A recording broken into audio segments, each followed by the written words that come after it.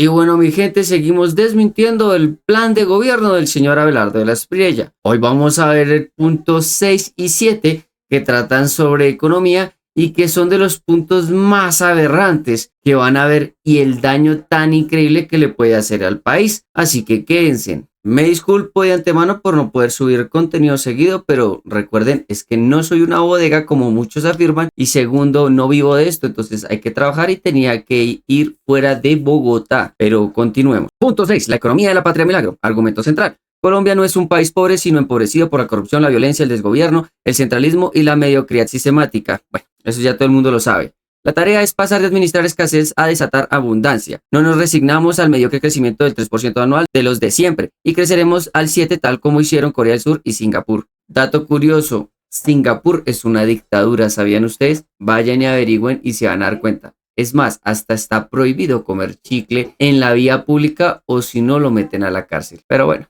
entre los primeros puntos encontramos luchar contra la pobreza es el primer objetivo. Por eso vamos a matar el hambre con el plan de cosecha solidario. No dice cuál es el plan, no dice qué es lo que va a hacer, si son subsidios, préstamos, créditos, pero con esos tres pues estaría vendiendo populismo. Ordenar las finanzas públicas es algo que hace todos los gobiernos o tratan de hacer y pues nunca explica tampoco cómo. Entonces, populismo al 100. Tercer punto, consolidar un programa de ajuste fiscal, que se reduzca el tamaño del Estado hasta en una cuarta parte, aprovechando la nueva ley de CGP y así lograr en simultáneo un fortalecimiento de la descentralización territorial. Esto mismo va ligado al cuarto punto que dice lograr en un corto plazo un superávit fiscal primario, lo cual supone una suma inicial de unos 70 billones. Según este señor, reduciendo el Estado, pues va a lograr ese superávit de 70 billones, pero ni eso le da. Este es el punto más importante de toda la perorata que se echa. Así que vamos con los datos y con la historia que nos demuestra que esto es inviable. Primero, históricamente esto ya se había hecho. Se hizo con el gobierno de Álvaro Uribe mediante 18 decretos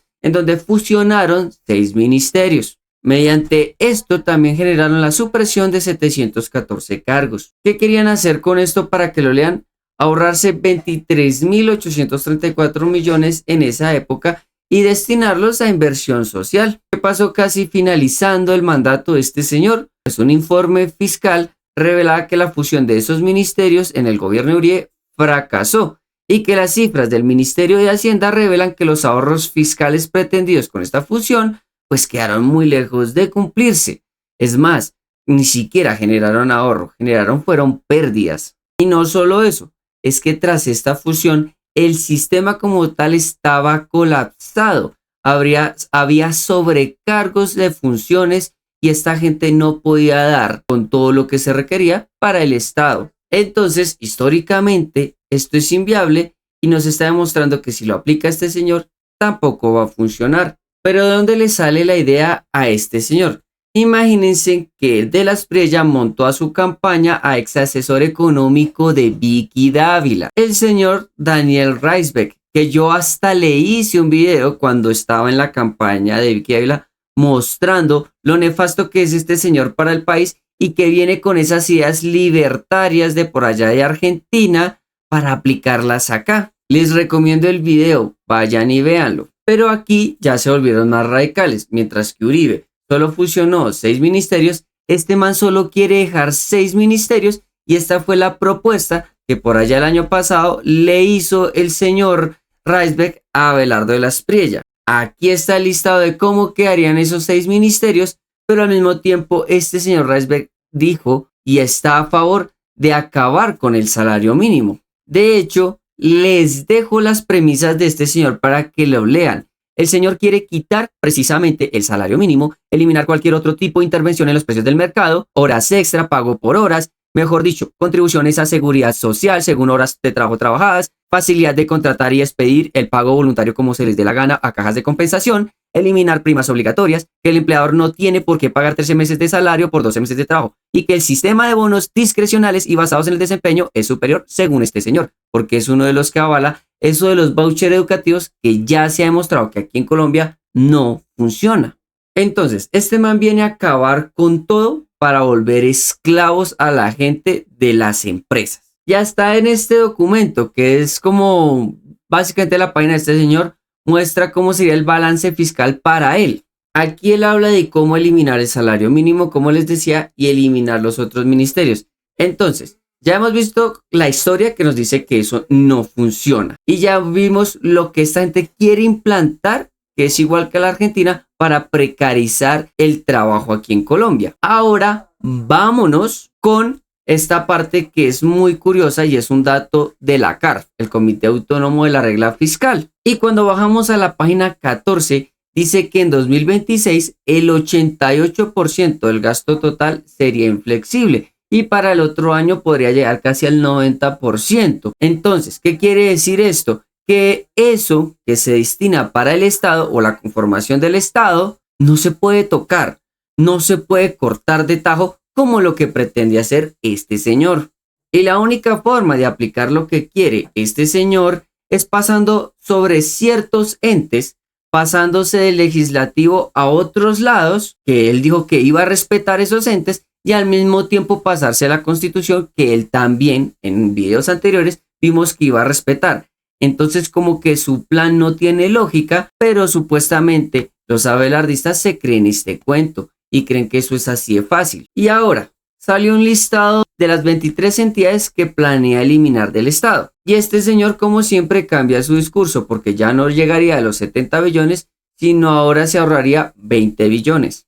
Entre esos está la Unidad Nacional de Protección, o sea, la UNP. O sea que si algún político, líder social o hasta usted que se cree, mejor dicho, influencer político, piden ayuda, ya no se las van a poder brindar por eso. El INPEC, que es la parte de la cárcel y todo esto. Entonces lo va a eliminar, o sea que el sistema carcelario podría estar sufriendo más otras cosas más. Agencia Nacional de Tierras, ya no se va a restituir la tierra a la gente, se va a perder ese ente y se pueden otra vez empezar a robar las tierras como lo hacían antes. La Autoridad Nacional de Licencias Ambientales, peor aún, porque se pasan por la faja todo y van y destruyen lo que se les dé la gana de la biodiversidad de nuestro país. La Unidad Nacional para la Gestión de Riesgo, imagínense, entonces, cuando haya una inundación, cuando haya un terremoto, un desastre, ¿quién los va a atender a esos poblados o a esas ciudades pequeñas en donde se necesita esa ayuda? Para eso fue creado eso, para mitigar esos desastres y ayudar a ciertos sectores olvidados. Pero parece que ya no quieren esa ayuda, ¿cierto? La Unidad de Restitución de Tierras, imagínense, ahí ya les digo. El IFEX y la Unidad Administrativa de Alimentación Escolar, PAE. Tanto que ustedes se preocupan por los niños, pero les van a eliminar esa parte de alimentación. Entonces no entiendo cuál es la coherencia de ustedes.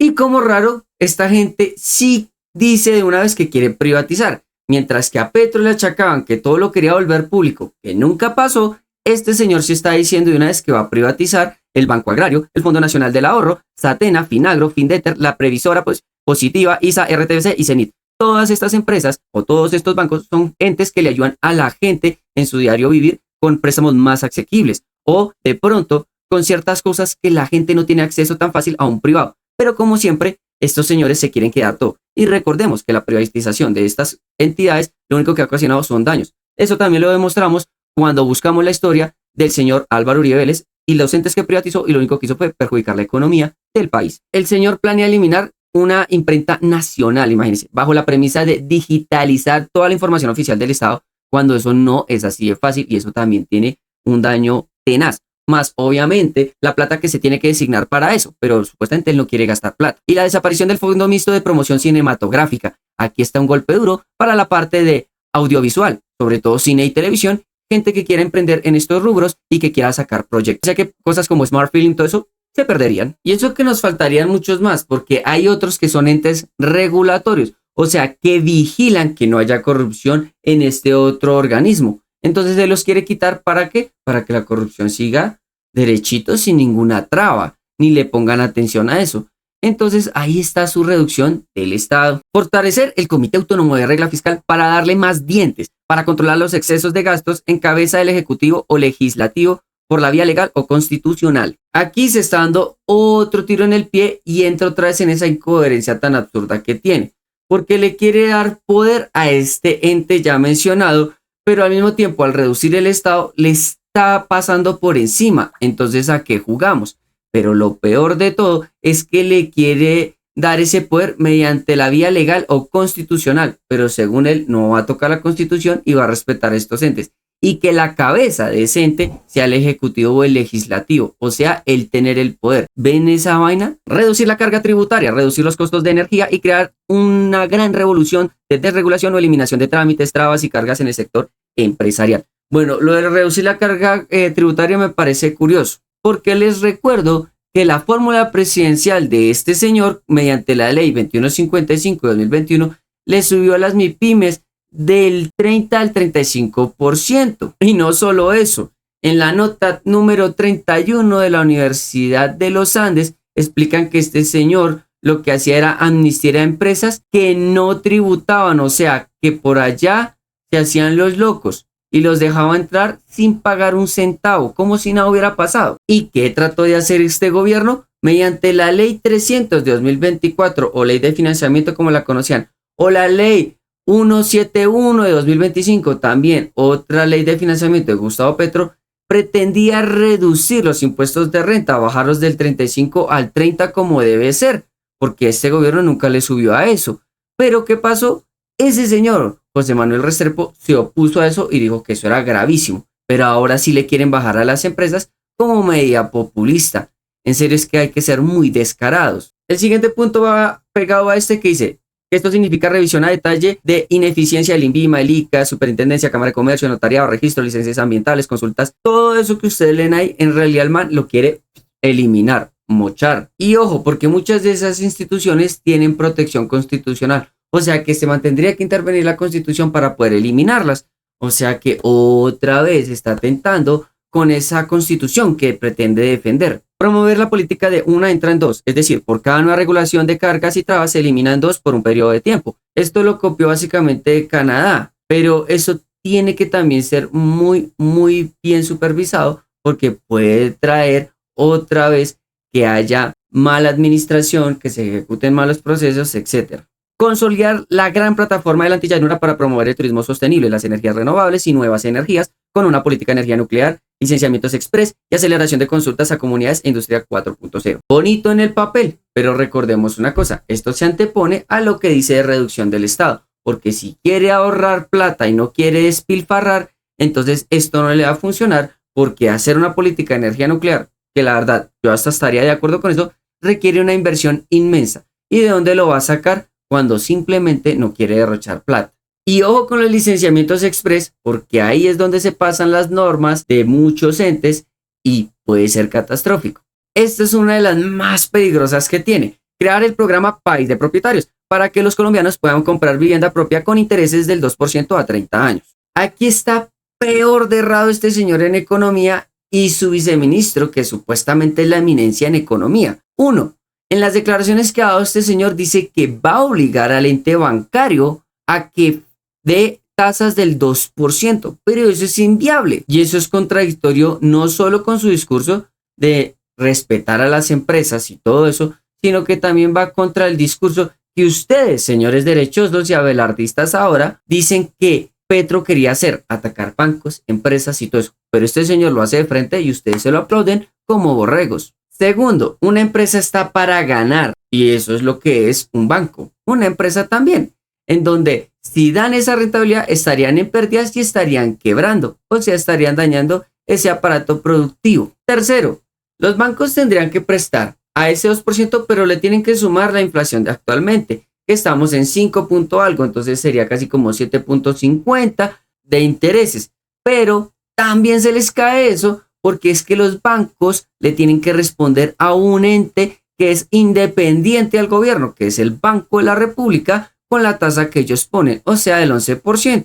Y si ellos no le responden al Banco de la República, pues se jodieron. Entonces, este señor no solo quiere acabar con la banca del país, sino que quiere poner a pelearlos con ese ente en particular que dice también respetar. Y la última perlita es que la amenaza de este señor es que si no cumplen con eso, trae bancos del extranjero. Pero eso también se le cae porque, uno, los bancos se tienen que ajustar a la regulación del país donde entran. O sea, tienen que poner tasas del 11% como están actualmente. Pero segundo y más importante, los bancos le van a decir que no, porque ellos no van a prestar en eso y no van a entrar a perder dinero. Entonces la propuesta descabellada de este señor es más que populismo y ustedes abelardistas se siguen comiendo ese cuento tan absurdo. El último punto de este sexto es llevar a Colombia al grupo de los 25 países más prósperos, seguros y democráticos del mundo. Es populismo. Hay que trabajar demasiados años, se han dicho que hasta décadas, para que el país llegue a ese top. Entonces, síganle creyendo la perorata a este señor. De una vez pasamos al punto número 7, macroeconomía y lo fiscal en la patria milagro. Argumento central, Colombia no puede seguir tratando sus finanzas públicas con irresponsabilidad ni asfixiando al sector productivo porque de ellas depende la confianza inversionista, la competitividad, la calificación de riesgo y la capacidad de generar riqueza. Volvemos a lo mismo, les recuerdo, su fórmula vicepresidencial fue el que le puso los impuestos al 35% a las empresas. Entonces, él dejó todo ese aparato productivo, sector productivo, fuera del nivel competitivo. Punto número 1, implementar un plan de choque y eficiencia radical del Estado. ¿En qué lo va a hacer? Si la mayoría de esto se va en salud, educación, pensiones y servicio a la deuda. Pero como él los quiere mochar, entonces ese plan choque se le va para el piso. Estabilizar y refinanciar la deuda pública mediante una gestión activa de pasivos para mejorar el perfil de vencimientos. Básicamente lo que va a hacer este señor es pedir préstamos y préstamos y préstamos. ¿En qué? En dólares. ¿A quién? Al Fondo Monetario Internacional. Y para que lo entienda a detalle, tengo este video que ustedes ven aquí, en donde muestro por qué es malo pedirle al FMI y la supuesta deuda que pagó con deuda del 13%. Cumplir estrictamente la regla fiscal. Otro tiro en el pie y contradicción, porque ya vimos anteriormente en este video cómo se quiere saltar eso. Modificar y simplificar la estructura tributaria para incentivar la inversión privada y aliviar el bienestar de los hogares. Aquí viene otra contradicción porque en esta, ¿cómo va a sustentar lo de que va a poner más salud, más vivienda y sobre todo más programas sociales? Optimizar el aparato estatal reduciendo la nómina paralela y fusionando agencias redundantes. Volvemos a hablar otra vez de reducción del Estado. Lo de las nóminas paralelas, eso ya se ha estado combatiendo, pero entonces no explica cómo lo va a hacer. Populismo. Transformar los subsidios eliminando su regresividad, o sea, cruce del Sisbén cuarto y la DIAN. Aquí estamos hablando de la eliminación del Sisbén, algo que le ayuda a muchas de las personas que no les alcanza a pagar para una EPS, que están en situación vulnerable. Y nombra ahí a la DIAN, pero al mismo tiempo se da un tiro en el pie en su siguiente punto, en donde dice modernizar la DIAN con inteligencia artificial para reducir drásticamente la evasión. Puede funcionar porque hay programas de IA que ayudan a esto, pero si va a eliminar ciertos subsidios y también que tienen que ver con la DIAN, entonces ¿para qué va a modernizar la misma DIAN? Eso no tiene sentido, pero lo peor de todo, esa modernización requiere un alto costo. ¿Y cómo lo va a hacer si no quiere gastar en nada y pretende reducir el Estado? El dato curioso de estos dos puntos es que Gustavo Bolívar, siendo director de Prosperidad Social, confirmó la suspensión de varios de estos subsidios que eran regresivos, que no ayudaban a la gente a salir de la pobreza, y ahí sí brincaban y lloraban y se desgarraban las vestiduras porque necesitaban los subsidios los capitalistas que decían que los zurdos solo necesitan subsidios, pero que ahora este señor lo dice de forma directa y ahí sí le aplaudimos como buenas focas. Garantizar un ecosistema pro empresa que impulse el crecimiento del PIB por encima de la barrera del 3%. Ningún presidente o aspirante a la presidencia prometería una cosa tan absurda, porque el país está sujeto a varias variables, no solo internas, sino externas. Economía mundial, inversión, productividad interna y puedo nombrar 20 ítems más, pero esto simplemente se llama populismo. Señores, ahí está desglosado el punto 6 y 7 de economía, en donde vemos que las contradicciones abundan y que estos señores lo único que están vendiendo es humo. Pero lo peor de todo es que lo que quieren hacer es destruir al Estado, destruir la empleabilidad y destruir, mejor dicho, cuantos ministerios les quepan. Solo para que tengan un ejemplo, el Ministerio de Educación y el de Salud están oscilando cada uno para su funcionamiento entre 17 a 20 billones de pesos.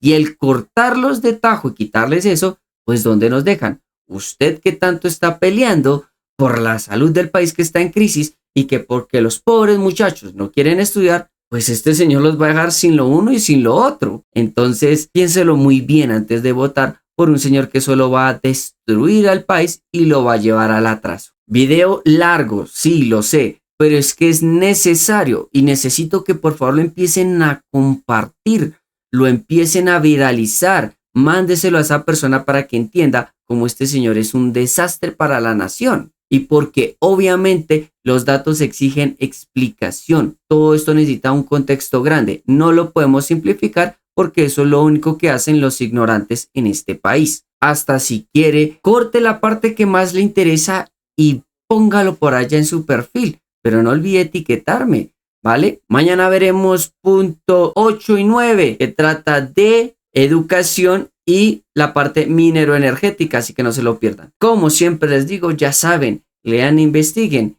y no siendo más, pues, nos vemos.